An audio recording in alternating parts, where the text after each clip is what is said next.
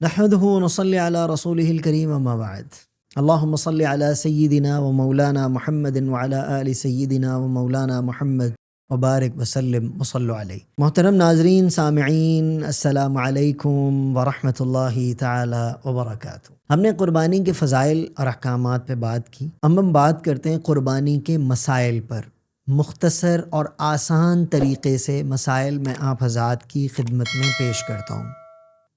مزید مسائل کی معلومات کے لیے آپ ہمارے نمبر پر واٹس ایپ پر ہم سے رابطہ بھی کر سکتے ہیں، یا اپنے قریبی علماء کرام مفتیان کرام سے مسائل ضرور پوچھیے، کیونکہ اللہ رب العزت قرآن کریم میں فرماتے ہیں فَاسْأَلُوا أَهْلَ الذِّكْرِ إِن كُنتُمْ لَا تَعْلَمُونَ۔ اگر تم نہیں جانتے تو سوال کرو اہل علم سے۔ اہل ذکر، یہاں پر اہل ذکر سے مراد اہل علم ہے۔ بہرحال مسائل قربانی کو میں آپ حضرات کی خدمت میں مختصراً پیش کرتا ہوں۔ سب سے پہلے، قربانی کس بندے کے اوپر واجب ہوتی ہے؟ یاد رکھیے کہ جس شخص پر صدقہ فطر واجب ہے اس کے اوپر قربانی بھی واجب ہے۔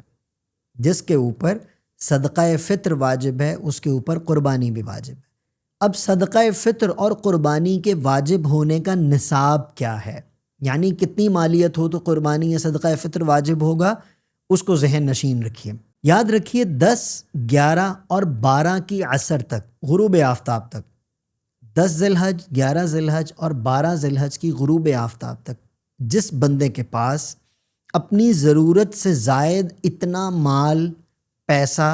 اشیاء جمع ہو جائیں جن کی مالیت 52.5 تولے چاندی کو پہنچ جائے،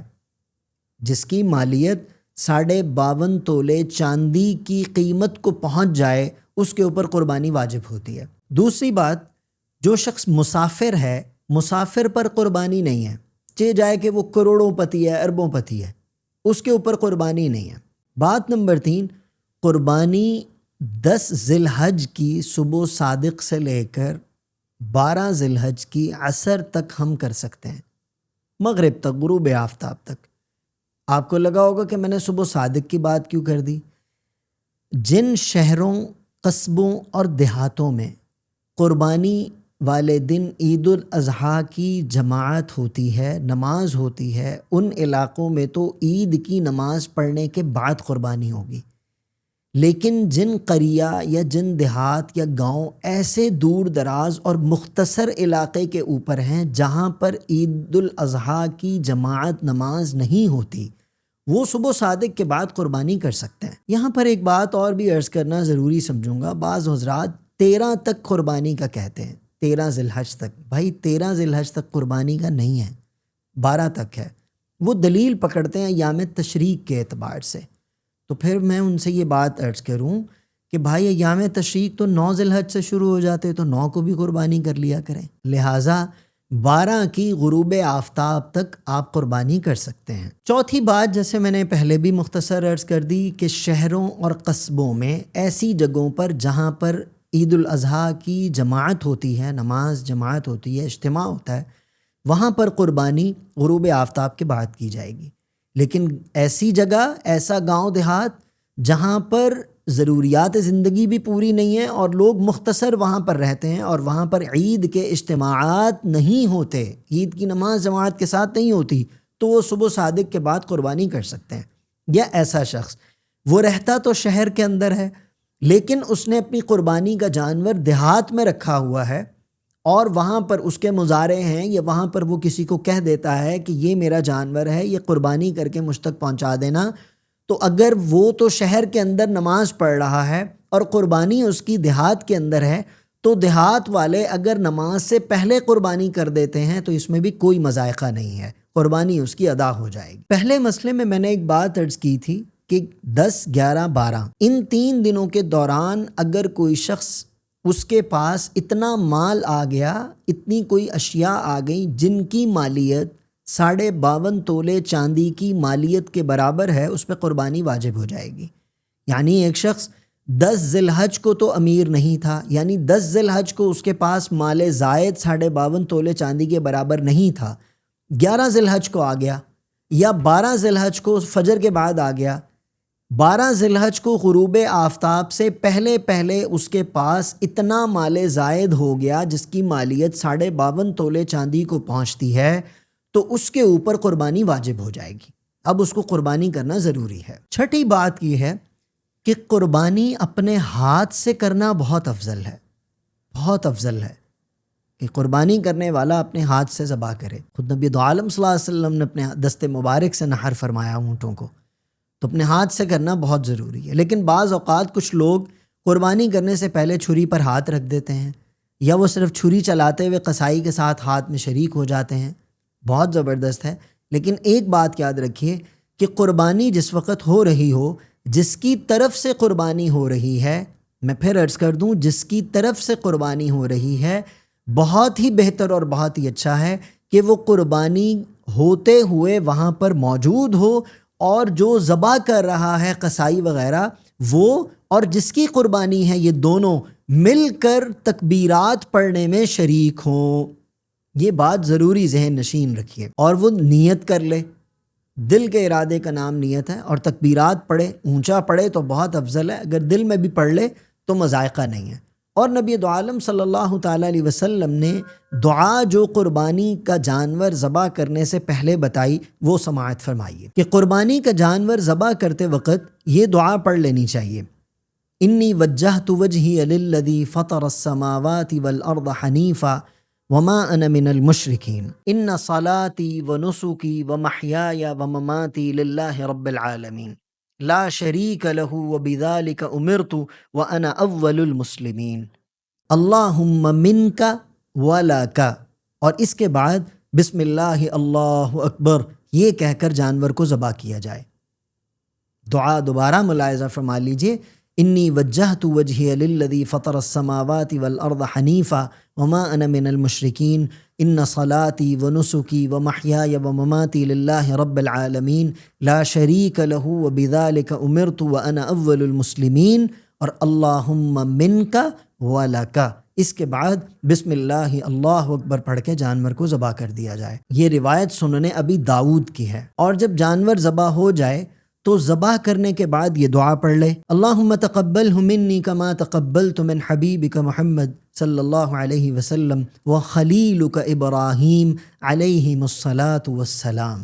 یہ دعا قربانی کرنے کے بعد پڑھ لے۔ اور یہ بات ذہن نشین فرمائیے کہ قربانی پہلے اپنی طرف سے کیجیے۔ اگر والد ہے، والد کے اوپر قربانی فرض ہے تو پہلے والد اپنی طرف سے کرے گا،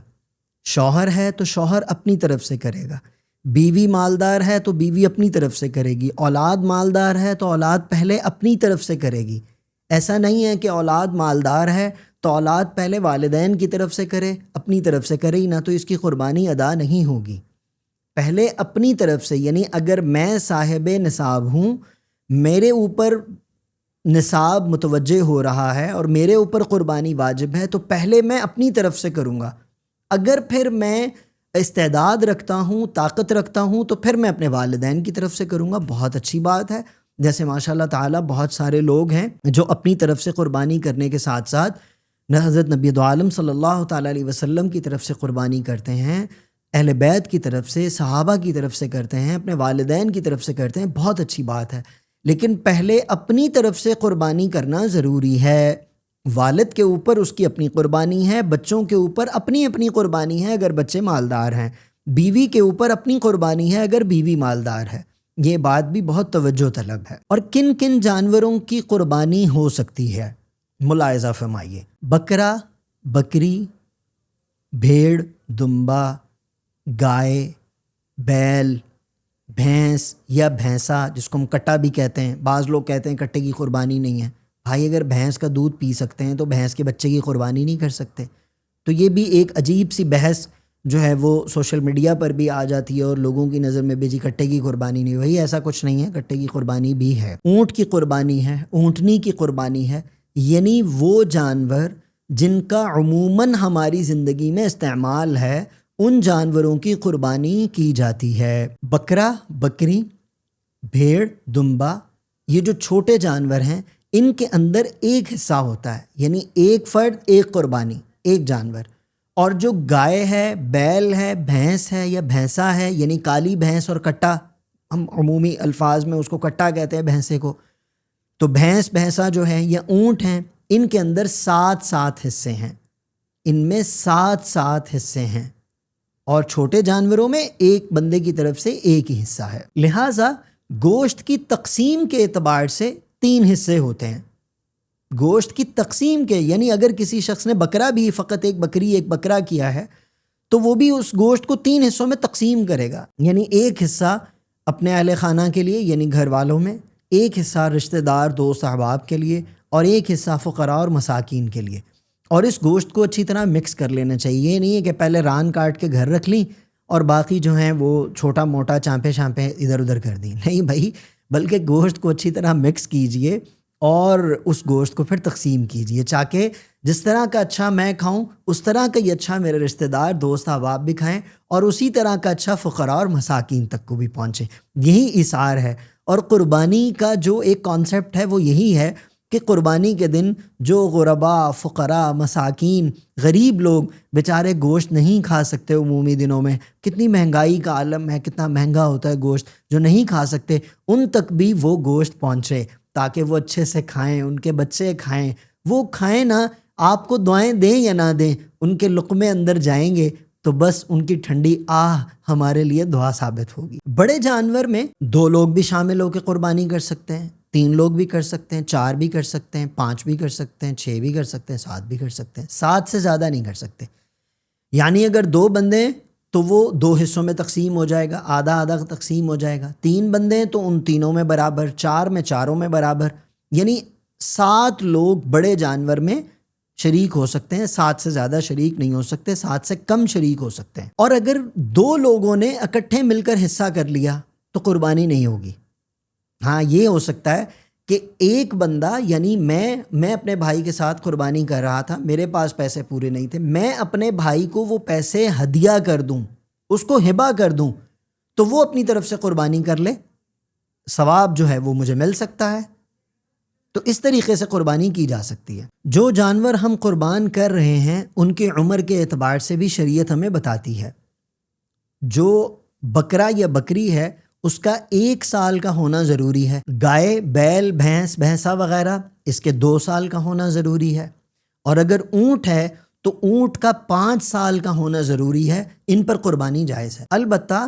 اگر بھیڑ، دمبا وغیرہ اگر وہ 6 ماہ کا بھی ہے لیکن اتنا فربا ہے یعنی اتنا موٹا تازہ ہے کہ وہ سال کا لگتا ہے تو اس کی قربانی بھی ہو جائے گی۔ اور جانور لیتے وقت یہ بات یاد رکھی کہ جانور میں کوئی نقص نہ ہو، یعنی اس کا سینگ ٹوٹا ہوا نہ ہو، اس کا کوئی کھر ٹوٹا ہوا نہ ہو، وہ اتنا لنگڑا نہ ہو کہ وہ اپنی جگہ سے قربان گاہ تک خود چل کر نہ آ جائے، اس کی آنکھ کا مسئلہ نہ ہو، اس کو کوئی ایسا زخم نہ ہو۔ یہ چیز بھی دیکھنا ضروری ہے کہ جانور جو ہم قربانی کے لیے لا رہے ہیں وہ بے عیب ہو، اس میں کوئی عیب نہ ہو، کوئی مسئلہ مسائل نہ ہو۔ مزید باریک مسائل کے لیے مفتیانہ اکرام کی طرف ضرور متوجہ ہو جائیے۔ یاد رکھیے کہ کچھ جانوروں کو زخم لگ جاتے ہیں ان کی پیدائش کے بعد، اور کچھ جانور پیدائشی عیب والے ہوتے ہیں، یعنی پیدائشی کان نہیں تھا، پیدائشی اس کی آنکھ نہیں تھی، تو ایسے جانور کی بھی قربانی نہیں ہے۔ میں پھر عرض کر رہا ہوں کہ قربانی بے عیب جانور کی کیجئے اور دیکھ بھال کر کیجئے۔ آج کل بعض لوگ سینگ جو ہے نا وہ توڑ دیتے ہیں، تو اگر سینگ توڑ دیں اور اس کے زخم کے نشان موجود ہوں تب بھی اس کی قربانی جائز نہیں ہے۔ اب مسئلہ آ جاتا ہے قربانی کی کھال کا۔ قربانی کی کھال، اس کا مصرف کیا ہے؟ یا تو اس کو خیرات کر دیں، اور یا پھر اس کو بیچ کر اس کی قیمت جو ہے وہ کسی غریب فقیر کو دے دیں، کسی مدرسے، جامعہ وغیرہ میں جمع کرا دیں، کیونکہ علم دین کے احیاء کے لیے اس کا مصرف سب سے بہتر ہے۔ باقی یہ کہ قربانی کی کھال کو اپنے مصرف میں بھی لایا جا سکتا ہے، مطلب اس کا مصلہ بنا لے، اس کا کوئی بھی دوسری چیز جو اپنے استعمال کے لیے ہو وہ بنا لے، اس میں بھی درست ہے۔ ایک بات یہاں پر ضرور توجہ میں مزید رکھیے کہ قربانی کی کھال مسجد کی تعمیر، مدرسے کی تعمیر، امام صاحب کی تنخواہ، مؤذن کی خدمت، مؤذن کی تنخواہ، رفاہی ادارے کی تعمیر، ان چیزوں میں اس کا مصرف بالکل نہیں ہو سکتا۔ یہ بات ذہن نشین فرمائیے کہ قربانی کی کھال سے مدارس کی تعمیر، مساجد کی تعمیر، امام کی تنخواہ، مؤذن کی تنخواہ، مدرس کی تنخواہ، یا جو ہے وہ رفاعی ادارے وغیرہ، ان کی تعمیر و ترقی میں بالکل نہ لگائی جائے۔ قربانی کی کھال قصائی کو اجرت میں دینا جائز نہیں ہے، یعنی قصائی نے قربانی کی، ہم نے اس کو پیسے نہیں دیے، ہم نے اس کو کہا چل بھائی تو کھال لے جا، یہ کرنا درست نہیں ہے۔ خود نبی دو عالم صلی اللہ علیہ وسلم نے حجۃ الوداع پہ بھی، اور جب بھی آپ نے قربانی فرمایا حجۃ الوداع پہ خاص طور پر، نبی علیہ السلام نے جن قصائیوں نے جانوروں کے گوشت کاٹے تھے، آپ نبی علیہ السلام نے حضرت علی کرم اللہ وجہ کریم سے فرمایا تھا کہ علی ان کو میرے پاس بھیجنا، میں ان کو اپنی جیب سے اجرت ادا کروں گا۔ تو کھال اجرت میں دے دینا جائز نہیں ہے، البتہ جیسے پہلے عرض کی کہ کھال بیچ کر پیسے جو ہیں وہ اس کے حقیقی مصرف پر لگا سکتا ہے۔ باقی گوشت جو ہے وہ غیر مسلموں کو بھی کھلایا جا سکتا ہے، قربانی کا گوشت غیر مسلموں کو بھی، اگر وہ غریب ہیں، مستحق ہیں، ان کو کھلایا جا سکتا ہے، بلکہ ان کی دعوت کرنی چاہیے، اہتمام کرنا چاہیے۔ ہمیں اپنے جو ہمارا اسلامک ایک ایونٹ ہے، ہمیں اس کو سیلیبریٹ کرنا چاہیے تمام لوگوں کے ساتھ،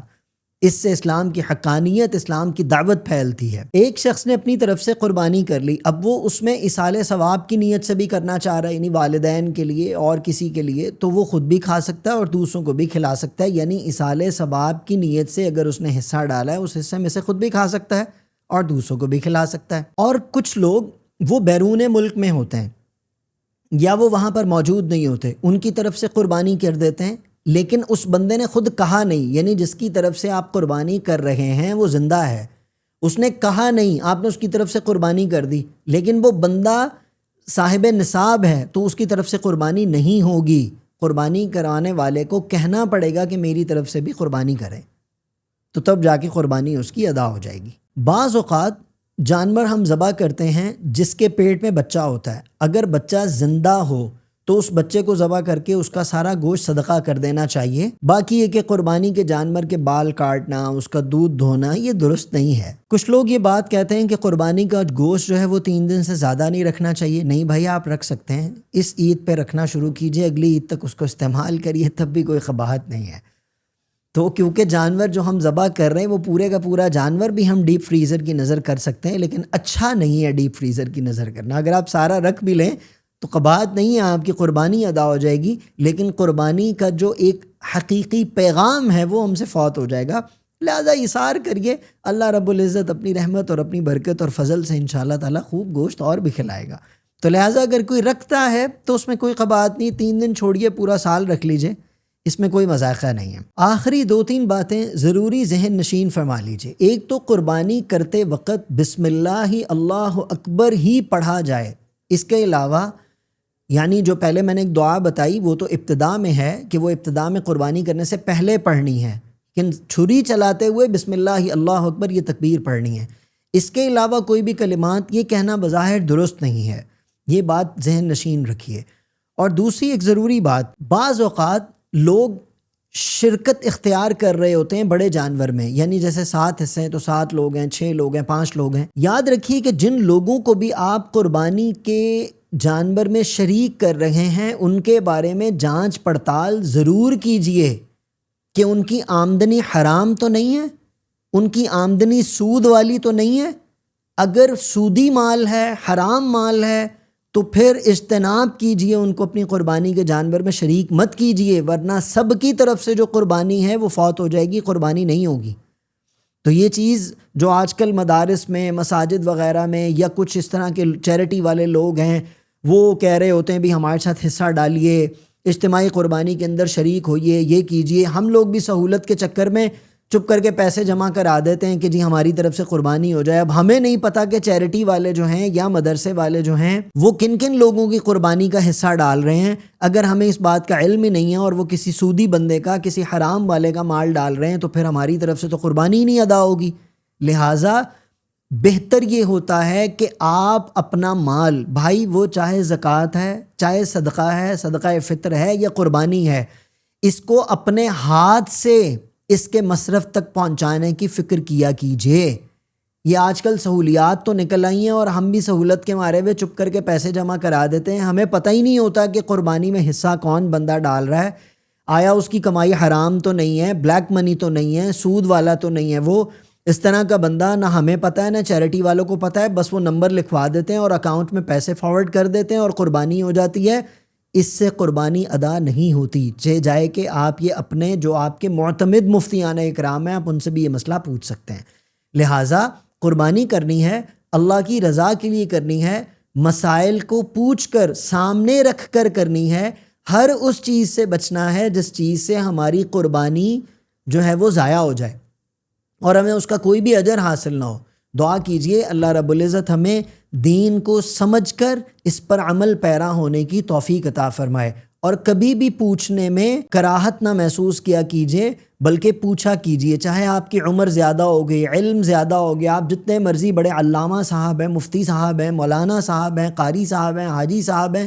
آپ کچھ بھی ہیں، کتنی بھی بڑی عمر کے ہیں، اگر آپ کو کسی مسئلے کا نہیں پتہ، کسی بات کا نہیں پتہ، تو کسی دوسرے سے پوچھنے میں دریغ مت کیا کیجئے، بلکہ پوچھا کیجئے۔ پوچھنا بہت اچھی چیز ہے، اور اللہ رب العزت نے تو اس کی بابت قرآن کریم میں بھی ارشاد فرمایا کہ اگر تم نہیں جانتے تو اہل علم سے سوال کرو، اہل علم سے پوچھو، تاکہ تم جو کام کرنے جا رہے ہو وہ بھرپور طریقے سے ادا ہو جائے۔ اللہ رب العزت میری، آپ کی اور پوری امت مسلمہ کی قربانی کو اپنی بارگاہ میں قبول فرمائے، اور ہمیں تادم آخر اس مبارک سنت کو زندہ رکھنے کی توفیق عطا فرمائے، اور ان نیکیوں کو ہمارے حق میں بہتر فرما کر ہمیں جنت میں داخلہ نصیب فرمائے۔ اقول قولی ھذا استغفر اللہ لی ولکم ولسائر المسلمین۔